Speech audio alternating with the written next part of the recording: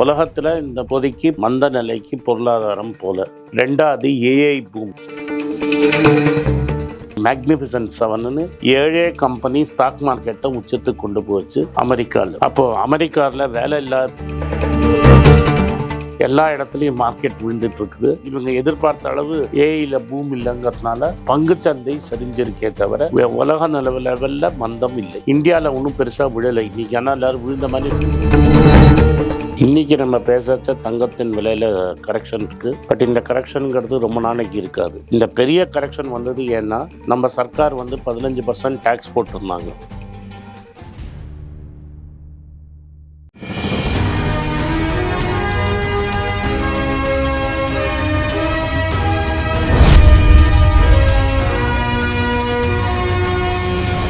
Sir, முன்னாடி எப்போது இல்லாத அளவுக்கு இந்த முறை உலக அளவுல பொருளாதார நிலை அப்படிங்கிறது ஒரு மாதிரி மந்தத்துக்கு போறதுக்கான காரணம் என்ன? உலகத்துல இந்த பொதிக்கு மந்த நிலைக்கு பொருளாதாரம் போல. Q2 USGDP 2.8% க்ரோ ஆயிருக்கு. என்ன ஆயிருந்ததுன்னா, உலகத்துல இருக்கிற ஸ்டாக் மார்க்கெட் எல்லாம் ரொம்ப உச்சத்துல இருந்தது. அமெரிக்கா இன்ட்ரெஸ்ட் ரேட் கட் பண்ணும், இன்னும் ஃபாஸ்டா க்ரோ ஆகும் அப்படிங்கிறது ஒன்றும். ரெண்டாவது ஏஐ பூம், ஆர்டிஃபிஷியல் இன்டெலிஜென்ஸ்னால உலகத்தையே மாற்றி அமைச்சிடலாங்கிற ஒரு பூம் இருந்தது, ஒரு எதிர்பார்ப்பு இருந்தது. மேக்னிஃபிசன்ட் 7ன்னு 7 கம்பெனி ஸ்டாக் மார்க்கெட்டை உச்சத்துக்கு கொண்டு போச்சு அமெரிக்காவில். இப்போ என்ன ஆயிடுச்சுன்னா, வேலை இல்லாத திண்டாட்டம் 2 வருஷமாக அமெரிக்காவில் ரொம்ப கம்மியாக இருந்தது. நம்ம ஊர் மாதிரி நினச்சா சர்வே எடுக்க மாட்டேன், நான் நினச்சா சென்சஸ் எடுக்க மாட்டேன் மாதிரிலாம் கிடையாது. அமெரிக்காலலாம் மாதம் சென்சஸ் எடுப்பாங்க. அதுவும் யாருக்கெல்லாம் வேலை இல்லைங்கிறத கவர்மெண்ட் அஃபிஷியல் சர்வேயே எவ்ரி மந்த் வந்துடும். பிரசிடெண்ட்டுக்கு பிடிக்கல, பிரசிடெண்ட்டுக்கு வேண்டாத ரிசல்ட் வரப்போகுதுன்னா அந்த ரிசல்ட்டெல்லாம் அமுக்க முடியாது. அதை வச்சு தான் அவங்க எக்கனாமிக் பாலிசியே பண்ணுவாங்க. இந்த வாட்டி என்ன நினச்சாங்கன்னா, அமெரிக்காவில் 2 லட்சம் பேருக்கு எக்ஸ்ட்ரா வேலை கிடைக்கும்னு நினச்சாங்க. அந்த 2 லட்சம் பேருக்கு வேலை கிடைக்காம வெறும் 1,14,000 பேருக்கு தான் வேலை கிடைச்சிது. அப்போது அமெரிக்காவில் வேலை இல்லாத தன்மை 4.2 ஆயிடுச்சு. அதுக்கு முன்னாடி 3.6 இருந்தது. 3.6 4.2 ஆச்சு. 3 வருஷத்துக்கு அப்புறம் இது மாதிரி நடந்திருக்கு. இன்ஃபேக்ட் கொரோனாக்கு அப்புறம் முதல் வாட்டி இது 4% தாண்டி இருக்கு. இதனால மார்க்கெட்டில் என்ன நினச்சிட்டாங்கன்னா, வெள்ளிக்கிழமை இன்னைக்கு வியாழன் வெள்ளி மார்க்கெட்டில் என்ன நினச்சிட்டாங்கன்னா, இது மாதிரி ஆட்களுக்கு வேலைக்கு எடுக்க மாட்டேங்கிறாங்க, அதனால இருக்கிறவங்கள வேலையை விட்டு நிறுத்துறாங்க. இன்டெல்ங்கிற கம்ப்யூட்டர் ப்ராசஸர் சிப் கம்பெனி 15,000 பேரை வேலை நீக்கம் பண்ண போகிறேன்னு சொல்லியிருக்காங்க. இதெல்லாம் பார்த்த உடனே வேலை வாய்ப்பு இருக்காது, வேலை வாய்ப்பு கம்மியானால் பின்னாடி வரும்போது பொருளாதாரம் மந்த நிலைக்கு வந்துடுமோ அப்படிங்கிற பயத்தில் அமெரிக்காவில் பங்கு சந்தை சரிந்தது. அதே சமயத்தில் என்ன ஆயிடுச்சுன்னா, 40 வருஷம் கழித்து ஜப்பானில் முதல் வாட்டி பணவீக்கம் சஸ்டெயின்டாக 2.5% மேலே இருக்கிறதுனால 20 வருஷமாக வட்டியே இல்லாத ஊரில் முதல் வாட்டி 0.1 கொண்டு போனாங்க. அதுக்கப்புறம் அதை 0.25 ஆக்கிட்டாங்க. அதாவது வட்டி 0 இருந்ததை 3 மாதத்தில் 0.1லேருந்து 0.25 ஏற்றினோன்னு ஜாப்பனீஸ் yen $160 இருந்தது. 160 yen ஒரு டாலர் இருந்தது. ஒரேடியாக ஏறி இன்னைக்கு 143 yen ஒரு டாலருக்கு ஆச்சு. பஃபட் உள்பட்டு பல பேர் என்ன பண்ணியிருந்தாங்கன்னா, வாரன் பஃபட் உள்பட்டு யென்ல கடன் வாங்கி டாலரில் இன்வெஸ்ட் பண்ணியிருந்தாங்க. யென்ல இதே கிடையாது, இது வட்டியே கிடையாது. ஸோ வட்டி இல்லாத கடனை வாங்கி டாலராக மாற்றி அமெரிக்காவில் இன்வெஸ்ட் பண்ணியிருக்கிறாங்க. சடனாக 160 யென்னுக்கு டாலருக்கு கடன் வாங்கினதை 143 ஆனோடனே ஜப்பானோட மதிப்பு ஏறுதுன்னு தெரிஞ்சோடனே வாங்கினோட கடனோட வேல்யூ ஏறுது. இது பேர் கேரி ட்ரேட் அப்படின்னு சொல்லுவாங்க. இந்த கேரி ட்ரேட் அன்வைண்ட் ஆகிறதுனால எல்லா இடத்துலையும் மார்க்கெட் விழுந்துட்டுருக்குது. இன்றைக்கி காலத்தால் நம்ம பேசுகிற சமயத்தில் ஜப்பான் மார்க்கெட் லோவர் சர்க்கியூட், அதாவது 8%க்கு கீழே போயிடுச்சுன்னா 20 நிமிஷத்துக்கு ட்ரேடிங் நிறுத்திடுவாங்க. ஜப்பான்லேயும் சவுத் கொரியாலையும் ட்ரேடிங் ஸ்டாப் பண்ணியிருக்கிறாங்க.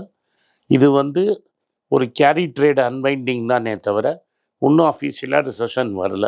அமெரிக்காவில் வட்டி விகிதம் 5.25லேருந்து 5.5 கிட்ட இருக்குது. அந்த 5.25லேருந்து 5.5 குறைக்கணும் அப்படின்னு ரொம்ப நாள் கோரிக்கை இருந்தது. இந்த வாட்டியும் குறைக்கல. செப்டம்பர் மாதத்தை தான் குறைப்பாங்கன்னு தெளிவாயிடுச்சு. அதனால தான் இந்த எதிர்பார்ப்பு இல்லை. இவங்க எதிர்பார்த்த அளவு ஏஐயில் பூம் இல்லைங்கிறதுனால பங்குச்சந்தை சரிஞ்சிருக்கே தவிர உலக லெவல்ல மந்தம் இல்லை. சரி சரி, பொருளாதார மந்த நிலை இல்லை அப்படின்னு சொன்னா ஒரு பக்கம் பங்கு சந்தையிலையும் சரிவு ஏற்பட்டிருக்குது. இந்த சூழல்ல பங்கு சந்தையில முதலீடு செய்யறதுக்கான சரியான நேரமா இது? பங்குச்சந்தை விழுங்கிறது எல்லாருக்கும் விஷயம் தெரிஞ்சவங்க எல்லாருக்கும் தெரியும். இந்த பங்குச்சந்தை விழணும்னு இந்தியாவில் ஒன்றும் பெருசாக விழலை இன்னைக்கு. ஆனால் எல்லாரும் விழுந்த மாதிரி நினச்சிட்டு இருக்கிறோம். ஒரு 750 பாயிண்ட் நாம் பேசுகிற சமயத்தில் 750 பாயிண்ட் தான் இறங்கியிருக்கு நிஃப்டி. இது வந்து கரெக்ஷனே கிடையாது. பங்குச்சந்தையோட உச்சம் வந்து 25,000 தாண்டித்து. அதனால ஒரு கரெக்ஷன், அதாவது ஒரு சின்ன கரெக்ஷன்னா கூட 22,500 வந்தால் தான் டெக்னிக்கலாக நம்ம கரெக்ஷன்னு சொல்ல முடியும். 22,500 ஈஸியாக வந்துடும். இதே ட்ரெண்டு கண்டினியூ ஆச்சுன்னா இன்னும் 2-3 நாளில் 22,500 வரத்துக்கு வாய்ப்பு இருக்குது. இறங்க இறங்க நான் எப்போதும் என்னோடய சேனலில் சொல்கிற மாதிரி டிஃபன் காஃபி ரேஞ்சில் நீங்கள் வாங்கினீங்கன்னா 10 வருஷம் கழிச்சு நல்ல லாபம் பார்க்கலாம். தங்கத்தோட விலை அப்படிங்கிறது கிடுகிடுன்னு கொஞ்சம் குறைய ஆரம்பிச்சுது. இப்ப மக்களுக்கு இருக்கக்கூடிய எதிர்பார்ப்பு அப்படிங்கிறது அந்த தங்கத்தோட விலை அப்படிங்கிறது இன்னும் குறையுமா? இன்னும் குறையும்னா எவ்வளவு வரைக்கும் குறையறதுக்கான வாய்ப்பு இருக்கு? இன்னைக்கு நம்ம பேசச்ச தங்கத்தின் விலையில கரெக்ஷன் இருக்கு. பட் இந்த கரெக்ஷனுங்கிறது ரொம்ப நாளைக்கு இருக்காது. இந்த பெரிய கரெக்ஷன் வந்தது ஏன்னா நம்ம சர்க்கார் வந்து 15% டேக்ஸ் போட்டிருந்தாங்க. அந்த 15% டேக்ஸை 9% கம்மி பண்ணாங்க. அந்த டேக்ஸ் கம்மி பண்ணதுனால விழுந்தது. ஏன் இங்கே சர்க்கார் டேக்ஸ் கலெக்ட் பண்ணிட்டுனா சாவரன் கோல்டு பாண்ட் அப்படின்னு 2017 கண்டினியூஸாக இஷ்யூ பண்ணிகிட்டே இருக்காங்க. அதோட முதல்ல போட்ட சாவரன் கோல்டு பாண்டு இப்போ பணம் திரும்பி ஆகஸ்ட் மாதத்தில் திரும்பி கொடுக்கணும். போடுறச்சா டேக்ஸையும் சேர்த்து வாங்கி தான் வாங்கினாங்க. இப்போ திரும்பி கொடுக்கறச்சா அந்த டேக்ஸ் பணத்தை கொடுக்க வேணாங்கிறதுனால 9% டேக்ஸை குறைச்சிருக்காங்க. இந்த சாவரன் கோல்டு பாண்டை வாங்கினவங்களுக்கெல்லாம் ஒரு 6% நஷ்டம், லாபத்தில் நஷ்டம். இது வரும்னு நான் முன்னாடியே சொன்னது. இந்த டேக்ஸ் விலையை குறைஞ்சதுனால இங்கே தங்க விலை விழுந்திருக்கு. ஆனால் அதே சமயத்தில் ரூபாவின் மதிப்பு டாலருக்கு அகேன்ஸ்டாக விழுந்துக்கிட்டே இருக்குது. இன்றைக்கி நம்ம பேசுகிறச்ச 83.77 83.80 வரைக்கும் போயிடுச்சுங்கிறாங்க. அதனால தங்கத்தை நம்ம வெளிநாட்டிலேருந்து தான் உள்ளே கொண்டு வரோம். அதனால தங்கத்தோட விலை ஒரு அளவுக்கு மேலே விழாது. அதே சமயத்தில் செப்டம்பர் மாதத்துல இந்த அமெரிக்காவில் இன்ட்ரெஸ்ட் ரேட் கட் பண்ணாங்கன்னா தங்கத்தின் விலை ஏறுறதுக்கு வாய்ப்பு இருக்குது. அடுத்த 24 மாதத்துலேருந்து தங்கம் 10-15% ஏறுமே தவிர குறையாது. ஷேர் மார்க்கெட்ல எப்படி முதலீடு செய்யறாங்களோ அது போல சாமானிய மக்களுக்கான முதலீடு அப்படின்னு சொன்னா அது தங்கமா தான் இருக்குது. இப்போ இந்த நேரத்துல தங்கம் வாங்குறது நல்லதா? இந்த நேரத்தில் ஃபிசிக்கல் கோல்டு வாங்குறது ரொம்ப நல்லது. அடுத்து 12-18 மாதத்தில் அமெரிக்காவில் இன்ட்ரெஸ்ட் ரேட்டை குறைப்பாங்க. 5.5 இருக்கிற இன்ட்ரெஸ்ட் ரேட் 2 வரைக்கும் வரும்னு எதிர்பார்க்குறாங்க. என் கணக்கில் 3 வரைக்கும் இறக்குவாங்க. இது இறக்கும்போது தங்கத்தின் வேல்யூ ஏறும். அதே சமயத்தில் ரூபாய் இன்னைக்கு அதிபாதாளத்தை தொற்றுக்குன்னு நான் சொன்னேன். 83.80 எல்லாரும் எக்ஸ்பெக்ட் பண்ணுறது அடுத்த 12 மாதத்துக்குள்ளே 85-20 இல்லாட்ட 85-50 வரைக்கும் ரூபாய் இறங்கும். 85-50 வரைக்கும் ரூபாய் இறங்கும். ஸோ தங்கத்தின் விலை 2 நாள் காலத்தினால மேலே ஏறும். ஒன்று சர்வதேச மார்க்கெட்டில் டாலர்லேயே தங்கம் விலை ஏறுறதுக்கு வாய்ப்பு இருக்குது. அதே சமயத்தில் ரூபாவோட மதிப்பு கீழே இறங்க இறங்க தங்கத்தின் வேல்யூ ஏறும். அதனால் இந்த 2 காரணத்தினாலும் ஏறும். ஆல்ரெடி நீங்கள் பேங்க்கில் பணம் போட்டிங்கன்னா விலைவாசி ஏற்றி பணம் கூட கிடைக்காது நம்மளுக்கு. நீங்கள் 5 வருஷத்துக்கு முன்னாடி 1 லிட்டர் பெட்ரோலை வாங்கி வச்சுருந்தீங்கன்னா அதுக்கு பதிலாக பேங்க்கில் போடுறதுக்கு பதிலாக அது 1 லிட்டர் பெட்ரோலை வச்சுருந்தீங்கன்னா இந்த 1 லிட்டர் பெட்ரோலை விற்றாலே உங்களுக்கு ஜாஸ்தி பணம் கிடைக்கும். அதே மாதிரி பேங்க்கில் ஒரு 70 ரூபா பணம் போட்டிங்கன்னா இன்றைக்கி 100 ரூபா 102 ரூபா கிடைக்கும் 5 வருஷம் கழிச்சு. அதே பொருட்களை நீங்கள் வாங்க போனீங்கன்னா 70 ரூபாய்க்கு வாங்கின பொருள் 110-120 ரூபா வரைக்கும். பேங்க்கில் டெபாசிட் பண்ணுறது நம்மளுக்கு விலைவாசியோட கம்மியாக தான் ரிட்டர்ன் கொடுக்கும். அது மக்களுக்கு இன்ஸ்டிங்க்டிவாக புரியும். பேங்க் டெபாசிட் ரேட் ஏறுற வரைக்கும் இந்த பணம் மக்கள் பேங்க்கில் போட மாட்டாங்க. இது ஆல்ரெடி பல பேங்க்கில் கிரெடிட் டெபாசிட் ரேஷியோங்கிறது ரொம்ப கம்மியாக இருக்குது. மக்கள் பேங்க்கில் டெபாசிட் போட மாட்டேங்கிறாங்க. அதனால் பேங்க்கில் போட்டிங்கன்னா உங்களுக்கு நஷ்டம்தான் ஆகும். அதுக்கு பதிலாக நீங்கள் தங்கம் வாங்கினா பெட்டர் ரிட்டர்ன் நிச்சயமாக வரும் அடுத்த 18-24 மாதத்துக்கு. இந்த அமெரிக்கா கணக்கெல்லாம் விடுங்க, சாமானிய மக்களுக்கு இன்னைக்கு ஒரு பவுனோட விலைங்கிறது வந்து ஒரு 51,000 சொச்சம் விற்குது. இன்னும் ஒரு மாசம் நான் வெயிட் பண்ணேன் அப்படின்னு சொன்னா இதுல இருந்து ஏதாவது குறையுமா? இல்ல நான் வாங்கி வச்சிருக்கிற தங்கம் இன்னும் ஒரு 2 வருஷத்துல அதிகபட்சமா எவ்வளவு வரைக்கும் விற்கிறதுக்கான வாய்ப்பு இருக்கு? அதை சொல்லுங்க. ஒரு மாசத்துல என்ன ஆகும்னு சொல்ல முடியாது நம்மளால. அது வந்து ஏறலாம் இறங்கலாம், வேர்ல்டு சினாரியோ பொறுத்து இருக்கு. ஏன்னா இப்போ வந்து ஈரான் இஸ்ரேல் மேலே திரும்பி குண்டு போடுவாங்கன்னு பேசிக்கிறாங்க. ஈரான் இஸ்ரேல் மேலே குண்டு போட்டால் தங்கம் மேலே உடனே ஏறிடும். இல்லை குண்டு போடாமையும் இருக்கலாம். அது நம்மளால சொல்ல முடியாது. ஆனால் இன்னிலேருந்து 18லேருந்து 24 மாதத்துக்குள்ள 58லேருந்து 60,000 ரூபா வரைக்கும் ஒரு சவரன் தங்கம் போகுங்கிறதுல எனக்கு மாற்று கருத்தே கிடையாது. இன்னைக்கு நம்ம மக்களுக்கு இருக்கக்கூடிய கனவுகள்ல மிக முக்கியமான கனவு, ஆசை அப்படின்னு சொன்னா அது வீடு வாங்குறது தான். 1 கோடி ரூபாய் பட்ஜெட்ல ஒரு வீடு வருது சார். இந்த வீட்டை நான் வாங்கணும்னா என்னோட மாச வருமானம் எவ்வளவா இருக்கணும்? ஃபஸ்ட்டு வீடு வாங்குறது சரியில்லைங்கிறத நான் அன்னிலேன்னு சொல்லிட்டு இருக்கிறேன்.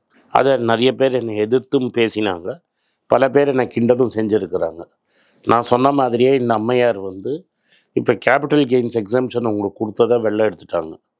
வீடு வாங்கினீங்கன்னா வீடு கட்டுறதுக்கும் வீடு வாங்கிறதுக்கும் ஒரு ஜிஎஸ்டி போடுவாங்க. அந்த ஜிஎஸ்டி நீங்கள் கட்டணும். ஸ்டேட் கவர்மெண்ட் 9% வந்து ரெஜிஸ்ட்ரேஷனுக்கு போடுவாங்க. அதையும் நீங்கள் கட்டணும். அது மட்டும் இல்லை, நீங்கள் இப்போ 1 கோடி ரூபா வீடு வாங்கணும்னா அட்லீஸ்ட்டு வந்து 20 லட்ச ரூபா உங்கள் கையில் இருக்கணும். 80 லட்ச ரூபா உங்கள் பேங்க்லேருந்து நீங்கள் கடன் வாங்கணும்.